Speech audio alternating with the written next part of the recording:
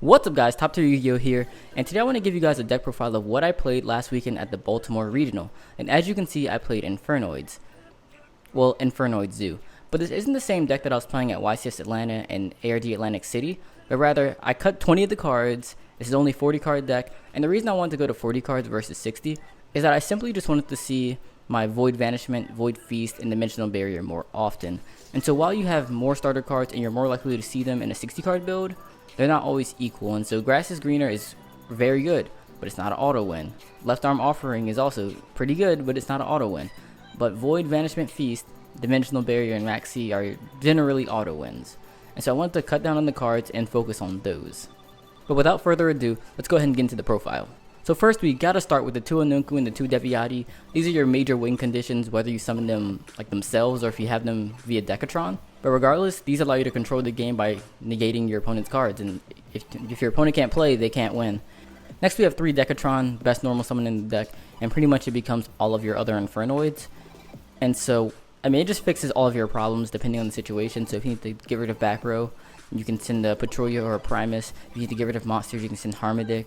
If you need to negate cards, or if you're worried about hand traps, you can send a Devyaty. So there were some games, especially games 2 and 3, where you can sort of read that your opponent might have a Lancia. And if you think they have a Lancia, what you could do is summon Decatron and then send Devyaty. And a lot of times they're not going to chain a Lancia to a Decatron normal summon. They're going to like check your graveyard and be like, oh, okay, you can't summon the Devyaty, so I'm not going to use the Lancia. But at that point, they can't use it afterwards because you can just negate it.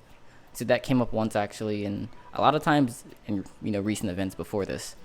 Next, we have 3 Harmodic. A lot of people play 2, but I prefer 3 because it's a level 3, so it allows you to go into your rank 3 plays. So it strengthens your Zoodiac engine, but also the fact that it helps answer your opponent's board. So if your opponent has a Dryden on board and you summon Harmodic, they have to answer that. And if they don't, well, they're going to lose their Dryden. And it's also really good because you need this, or it helps when you have Tierra on board. Because a lot of times Tierra is not as good because it level locks you. Tierra is like level 12 or something, so once you summon it on board with Imagination, you can't even summon any of the Infernoids you sent to the graveyard. So you need a way to get Tierra off the board. And Harmodic's one of your major ways of doing that. So I wanted to have a Harmodic whenever I had Imagination, but also just for answering boards, making rank 3s, and just generally forcing my opponent to do things. Because like, when Harmodic hits the board, their opponent's got to do something or they're going to start losing their monsters. So then for the other 2 ofs, 2 Saitsumas and 2 Petrolia. Both of these are really good in a lot of situations, but you never really want to see multiples, and they don't necessarily make the deck better in other ways. Saitsumas especially because it's harder to summon, and once you just get one in the graveyard, you don't necessarily need the other one. So I'm thinking about cutting Saitsumas to 1, and then actually maybe playing a 3rd Petrolia. And the reason being for the 3rd Petrolia is that there are a lot of games where I just needed another level 4 monster, so I can make another rank 4. And it's like you sort of want to draw your small Infernoids because you can just summon them from the hand really easily. You don't really want to draw your big Infernoids. You want to send them to the graveyard with your Decatrons, with your Imaginations, or again off Decatrons off of a Feast play, or just summoning them with Feast. And so drawing Saitsumas really isn't that valuable because you're going to send it to the graveyard anyways. However, drawing Petrolia makes a big difference when you need to play around back row, and also when you need to make a rank 4. And so that's something I'm thinking about testing in the next couple of days. Oh, and there was also a game where I wanted to summon these 3 monsters off of Feast, but I didn't have any Petrolias left in deck, so I couldn't do this, so I couldn't make the optimal play. So that's another reason. Because after the double Decatron Jet play, I think that this is another really optimal set of monsters to summon off of the Feast, because 1, it gives you a lot of attack power. Like, this gives you, let's see, 18 plus 16 is 34, 3,900 attack, but it also allows you to clear a monster, a spell, or a trap, and then whatever you send with Decatron will allow you to either negate something or pop something else. And so a lot of times what I would do is if I could hold the Feast until their end phase and let's say they set some back row, what I would do is go for this. I would get like Decatron to send Primus or even an Onuncu. That way I can negate one of their back rows if say it was a barrier. But then I would also have the Petrolia to pop another back row and then Harmodic to hit something else. And then if I had like another Harmodic or Petrolia in my hand, I could just go into an Xyz play. But also depending on what you send with the Decatron, like if you do send Primus, it'll become level 2 and that will also allow you to make synchro plays, depending on what else is in your hand. So again, the 3rd Petrolia would have been nice in that situation. And then for the 1-ofs, 1 Primus, 1 Jet, 1 Atondel, and 1 Antra. For the Zoodiac engine, we played 3 Terratop, 1 Takedown 2 Rats, and 1 Whiptail. So even though Rats at 2, this engine is still definitely worth playing. Just the fact that you can summon a monster like Dryden's, good enough by itself. And also, I mean, you add a whiptail to that, and that's gonna allow you to be able to just run over monsters and banish them. And it was just really nice being able to summon like an Onuncu, a Devyaty, a Tondel Sidesmith, whatever. But then top that off with the Trident. Like, it just puts everything over the top. Trident's just a really good card, obviously. And these help you make it. And then the last two monsters that I played were one DD Crow and one Max C. I was originally playing two DD Crows, but I changed it last minute. I definitely should have kept in the second DD Crow because what I replaced it with was absolutely useless. But DD Crow was amazing. And of course Max C was as well. DD Crow just caught a lot of people off guard. Like, they think that because you're playing Infernoids and all your monsters are DD Crows, they don't think that you have actual DD Crows either. But I really like DD Crow because it allows you to keep your monsters on board even after you summon them. So one big problem was that you could summon like an Atondel and like a little guy, for example, and you need to DD Crow something. You're gonna sacrifice your little guy, but that just leaves your Atondel to deal with. So that pretty much means they only have to deal with one card, and then after that they can, you know, go free reign on your life points. And after that, they can just like attack you directly and stuff. And so the Infernoids tributing themselves for effects really leaves you open for a lot of damage. But having the DD Crow allowed me to keep my monsters on board, which in turn saved me resources in the graveyard, while also catching opponents off guard because they would expect you to use the monster effect, not a DD Crow from your hand. So I was really happy with DD Crow, and a lot of decks can't deal with that, especially the Luna Light combo. Just banishing Norden, or banishing what they're going to summon off the Norden, pretty much completely stops the play. It gives you another, it's good against Paleo, it's good against, I think pretty much every deck. So DD Crow is really good. I definitely should have played 2. For the spells, 3 Void Vanishment. This is one of the major reasons I played 40 cards versus 60, just seeing this card more often. It's just too good. It's insane the fact that you can search Feast, and then if you don't use that Feast, you can just use it next turn to search a second Feast. And if one Feast wasn't good enough, double Feast is definitely game. And I'm actually going to show you a guaranteed combo that's going to be an OTK with the double Feast play that I did in a lot of games. Next we have 2 Imaginations. I upped this from 1 in previous builds because, again, I wanted to resolve the Feast more often. So I wanted more cards to just discard with Feast, but I didn't want to play Into the Void because Into the Void is a card it's Upstart Goblin essentially, that doesn't give your opponent the life points. But if you can't use all the cards in the hand, you discard them. And there are just a lot of times where I just did not like that. I didn't like the fact that I couldn't hold any of my cards, and then after I resolved it, you pretty much only have what's on field.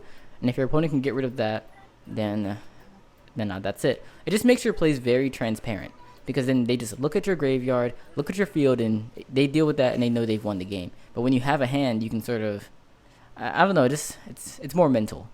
I just didn't like Into the Void for that reason. But then also, there were games where Imagination won me just due to having multiples. Like, there was a game where I resolved 1 Imagination, and he compulsed the Tiara back to my deck. I have used the other Imagination and sent more Infernoids from deck to the graveyard, because it is actually not once per turn, which is ridiculous. Or there's a game where I summoned the Tiara, and the second Void Imagination allowed me to reduce the level to 1, so now I could summon those Infernoids back from the graveyard. And so again, just 2 Imagination was very, very good. I definitely enjoyed it. So then the last spell cards I played were 1 1-for-1, 1 Raigeki, and 1 Future Fusion. 1-for-1 and Future Fusion were amazing. 1-for-1 was legit. Future Fusion is a win button if you can resolve it. But Raigeki is what I took the second DD Crow out for, and I didn't resolve Raigeki once. I drew it a whole bunch of times, and it just didn't do anything for me. It's obviously a really good card, but what I was thinking going into this event was that because it's sort of an unknown format, what you want to do is make your deck better, not really make other decks worse. Right? Here's a card that exclusively makes other decks worse, where DD Crow at least kind of makes your deck better because you don't have to attribute your monsters on board, while also making other decks worse because you're banishing the cards from the graveyard.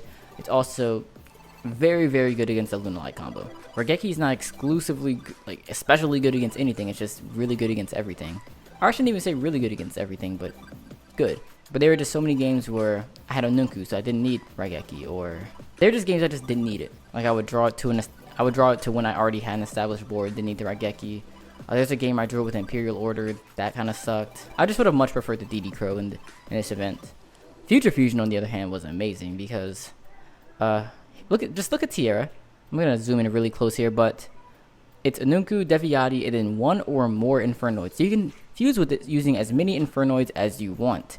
And so because Future Fusion will allow you to send all of your Infernoids from your deck to your graveyard, it's a win button. Like if you resolve Future Fusion for Tiara, the game is over. And then for the traps, I played 2 Void Feasts, 2 Dimensional Barriers, and 1 Imperial Order. These were insanely good. Every single one of these were amazing. All of the games where I opened up double feast, I won. Even single feast was generally like I won the game. Feast plus barrier win, feast plus Imperial Order is a win. Like any one of these or combination of them was generally a win. And there was one game I had feast, barrier, and Imperial Order, and that was like a huge blowout. So I really like this trap lineup. The only thing that I would change is maybe adding in a 3rd feast and maybe a solemn warning.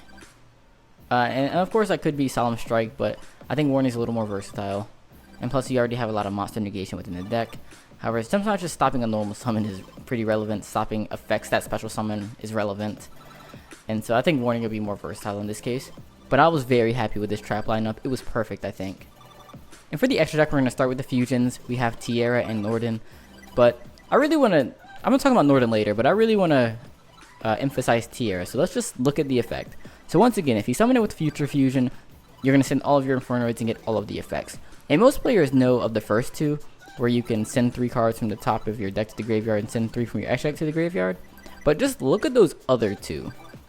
Each player returns 3 of their banished cards to the graveyard, and each player sends their entire hand to the graveyard.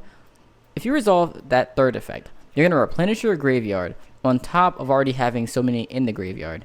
And then, the last effect, each player sends their entire hand to the graveyard. I don't know how you win after that. I don't know how you win after losing your whole hand, and then you, against the grave full of Infernoids. Like, I just cannot conceive losing that game, and I never did. So Tierra was really good. Norden was also good when I used it. For the synchros, we have 1 Psyframe Lord Omega and 1 Yazi. Psyframe is obviously and traditionally good in Infernoids. Just being able to add your monsters back to your graveyard, as well as take cards in your opponent's hand, shuffle things back from your graveyard to your deck. Just really good. Like, there was a game where I shuffled an Entra back to my deck, so I could send it with Decatron, and then go into a rank 3 play.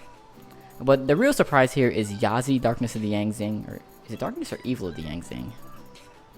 Evil of the Yangzing. But Yazi was really good in theory because you can make level 7 synchros relatively easily with Decatron.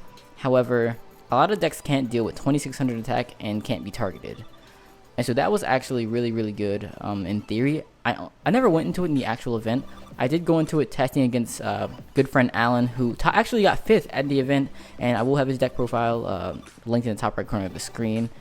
And so I did go into it against him. It was decent in that matchup in practice, but it was mainly for Paleo, because Paleo can't really deal with non-targeting effects outside of like Barrier plus Dynamiscus, Barrier plus Canadia. So it's just really hard for them to deal with. But I actually didn't play any Paleo, so I didn't go into it. But in theory, Yazi's good. For the rank 3s, we have Totem Bird, Leviair, and Invoker. I didn't go into Totem Bird once, and every time I used my Speedroids, I went into Invoker. Leviair came up a lot, actually. I usually went into it like late game off a double Harmonic or a Decatron Harmonic, and it was amazing just being able to summon back my banished Decatrons. Decatron is generally the first one I want to banish from my graveyard, just so that I can summon it back with Leviair late game. It doesn't always come up, but when it does, you're really happy that you banish your Decatrons early so that you can do that play. And then for the Zoodiac Xyz monsters, we play 1 Borbo, 1 Tiger Mortar, 2 Broadbull, and then 2 Tridents. I'm very happy with this because it's allowed me to go into my Zoodiac plays multiple times. Like, of course you would use like 3 of them the first time you did your Zoodiac combo, but having the second Broadbull and the second Trident was actually really relevant, just because it allowed me to like normal summon a Whiptail later and then, you know, have that second Trident to pop my opponent's cards. It was just really good. And just added more fuel to the Zoodiac fire. And then the last 2 rank 4s are Bujinti Kagetsuchi and Daigusto Emerald. So then for the side deck, there are really only 3 side deck cards. I only saw 3 of them, and the other ones were actually completely useless. But I'm going to go ahead and show them to you guys anyways. But the first of the 3 good cards was DD Crow. It was very good for the same reason that 1 DD Crow is really good in the main. But I really wish I main decked the second Crow. It was very good though. And the other 2 good cards of my side deck were Fusion Substitute and Lunalight Black Sheep. Now this is why I played the Norden, and I only decided these when going first, because I didn't want more bricks in my deck going second. I didn't want to draw like Fusion Substitute and not be able to use it, or Black Sheep and not be able to use it. And I just really only wanted it going first. And so that's exactly what I did, and every time I did side in going first and then used the Lunalight combo, I'm pretty sure I won the game in most cases. There was only one where I lost. And the reason I lost was due to a misplay, and I'm actually going to talk about that in the tournament report, which I'll link in the top right corner of the screen, also in the description. But the games where I did it and resolved it correctly, that's when I just blew my opponents out the water. So I'm really happy with this, and I'm definitely glad that I sided it. I'm considering main decking it. But again, I just don't want the extra bricks in my deck. I want to focus on being as consistent as possible with the Infernoid cards, not the Zoo cards.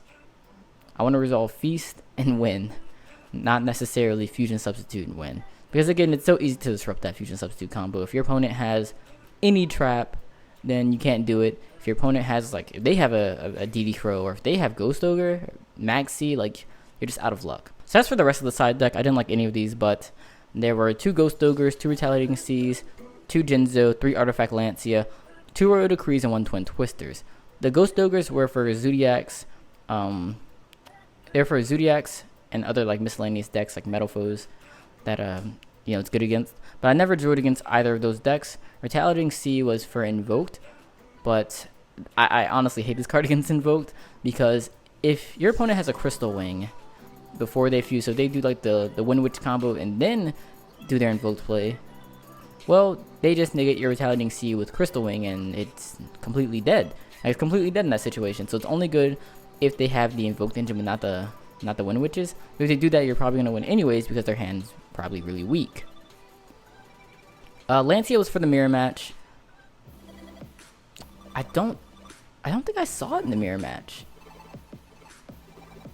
I don't believe I did. I mean, of course, I'm gonna keep Lancia in, because Lancia is also good against Invoked.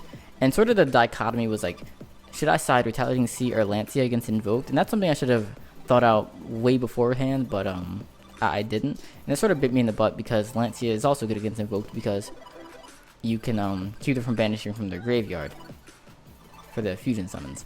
But the problem with that is the same as the Crystal Wing one, in that if they have the Crystal Wing, then, you know, your Lancia is also dead in that situation. There are 2 Jinzos, 2 Royal Decrees, and 1 Twin Twisters. These are primarily for Paleo, but like I said earlier, I didn't play any Paleo, so these were dead. Not to say that this was bad, but I wish I got to actually play Paleo to see how this worked out, because these were also last minute additions. I waited way too late to do my side deck, because I was just so focused on my main deck. But then also, I felt that going first, I didn't need anything else aside from the Lunalight combo. Like, I felt that there was nothing I could side in any matchup to make my deck specifically better against anything outside of Lunalights. Or maybe I could have sided like more like actual traps, like Warning Strike or something. But I really felt that the Lunalight combo made my deck so much better in any single matchup going first, and I really just want to focus on going second versus anything, and that's where these sort of came into play outside of like the Jinzo and Royal Decree. Where they're not like amazing going second, but I mean, it doesn't really matter when you draw them against Paleo, you're going to stop their traps, and that generally is going to lead to you winning the game. But nonetheless, guys, this has been my deck profile from the Baltimore Regional. If you're interested in the tournament report, I'm also going to upload that, and the link for that will also be in the top right corner of the screen, as well as in the description.